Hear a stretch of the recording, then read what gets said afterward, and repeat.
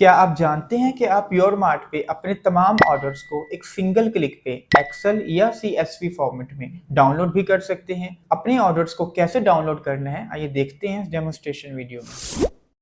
Login करने के बाद हम सबसे पहले बिजनेस डैशबोर्ड पे क्लिक करेंगे।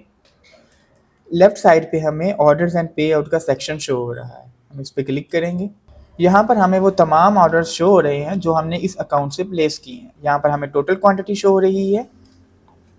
यहाँ से अब हम ये तमाम ऑर्डर्स को वन क्लिक पे डाउनलोड कर सकते हैं। हम एक्सेल फॉर्मेट में भी डाउनलोड कर सकते हैं, CSV में भी डाउनलोड कर सकते हैं और इनको कॉपी भी कर सकते हैं।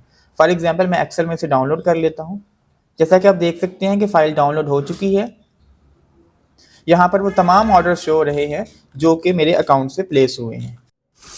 अब तक के लिए इतना ही, मिलते हैं नेक्स्ट वीडियो में एक नए फीचर के साथ।